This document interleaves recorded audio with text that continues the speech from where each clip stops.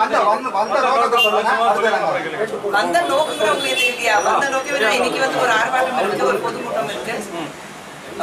இது வரைக்கும் எதுவுமே நடக்காது. சென்ட்ரல் கவர்மெண்ட்டும் இருக்கு, மாநில அரசாங்கமும் இருக்கு, எதுவுமே நடக்கல. இது எல்லாமே ஆல் ஓவர் தமிழ்நாடு எல்லா எதிர்கட்சிகளும் சேர்ந்து பொதுக்கூட்டத்தை நடத்திட்டு இருக்காங்க.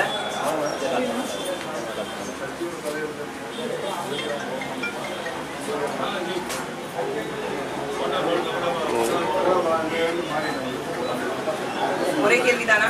சட்டமன்றத்தில் வந்து குற்றவாளி படத்தை நிறுவக்கூடாதுன்னு பல தரப்பு வந்து இது பண்ணியிருக்காங்க. அதே வந்து படம் வந்து சேர்ந்துருக்காங்க. சட்டம் என்ன சொல்லுது அதை எடுத்து தான் நம்ம போகணும். சட்ட ரீதியாக நீங்க வந்து அதுக்கு எதிர்ப்பு தெரிய வச்சுட்டு அம்மையார் ஜெயலலிதா அவர்கள் இன்னைக்கு உயிரோட நம்ம மத்தியில அப்படி இருந்தும் நாங்க வந்து ஜாதா போடுறது தயாராக இருக்கோம். ஏன்னா அப்படி பண்ணாதான் மக்கள் மத்தியில எங்களுக்கு நல்ல பேர் கிடைக்கணும்னு நினைக்கிற இந்த அதிமுக அரசாங்கம் ஒரு விஷயம் தெளிவாக புரிஞ்சுக்கணும்.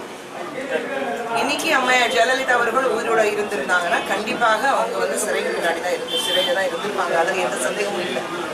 அப்படி இருக்கும்போது சட்ட ரீதியாக அவங்களுடைய புகைப்படத்தை திரைக்கிறது அது சரியா அவங்களே கொஞ்சம் யோசிச்சுப்பாங்க. சட்டம் தெரிஞ்ச அத்தனை பேருக்கு இது அறிந்த விஷயம் தான்.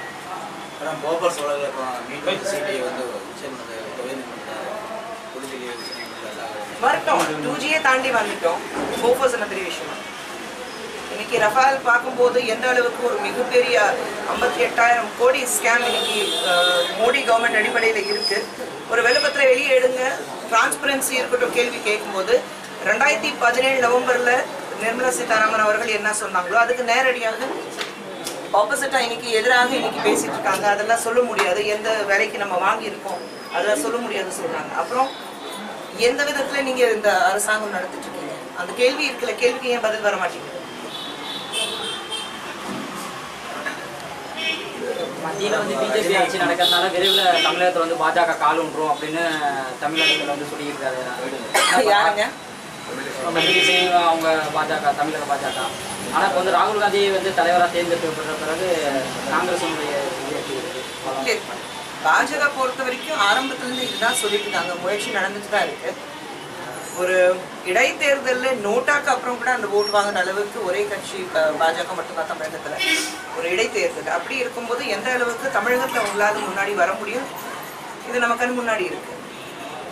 இப்போ மாநில அரசு வந்து மத்திய அரசினுடைய கிளையாக தான் செயல்படுது அப்படின்னு ஒரு குற்றச்சாட்டு இருக்கு.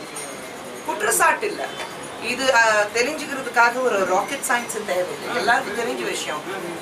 பிஜேபி மோடியோட கை எங்க தலைக்கு மேல இருக்கு, தலையில இருக்கு, அவங்களுடைய ஆதரவு எங்களுக்கு இருக்கிற யார் சொன்னாங்க? அதிமுக இருந்து தானே சொல்லியிருக்காங்க. நாங்க யாருமே சொல்லலையே. அப்படி இருக்கும்போது அவங்க கட்சியிலிருந்து விலகி வந்த தினகரன் அப்படிதானே சொல்லிட்டு இருக்காரு. அப்படி இருக்கும்போது எல்லாருக்கும் தெரிஞ்ச விஷயம் தானே. அப்படி இல்லைன்னா இன்னைக்கு தமிழகத்துக்கு பட்ஜெட்ல எதுவுமே கொடுக்கப்படல. அப்படி இருந்தும் தமிழகத்தின் முதலமைச்சர் EPS அவர்கள் ஆஹா ஓஹோ பட்ஜெட் வந்து ரொம்ப பிரமாதமா இருக்கு, நான் வர வைக்கிறேன்னு சொல்லியிருக்கிறாரு. 82 கல்லூரிகள், மருத்துவ கல்லூரிகள் திறக்கப்படும் இந்தியா முழுவதும் சொல்லியிருக்கிறாரு பிரதமர் மோடி அவர்கள். ஆனா ஒரு கல்லூரி கூட தமிழகத்துல திறக்கப்படும் அவர் வாய் திறந்து சொல்லல. தமிழகத்துக்கு எதுவுமே கொடுக்காத பிரதமர் அவர் பார்த்துட்டு பட்ஜெட் பார்த்துட்டு முதலமைச்சர் ஆஹா ஓஹோன்னு சொல்றாரு. இது ஏன் அப்படி சொல்லியிருக்கிறாரு? அதை தட்டி கேட்கணும்.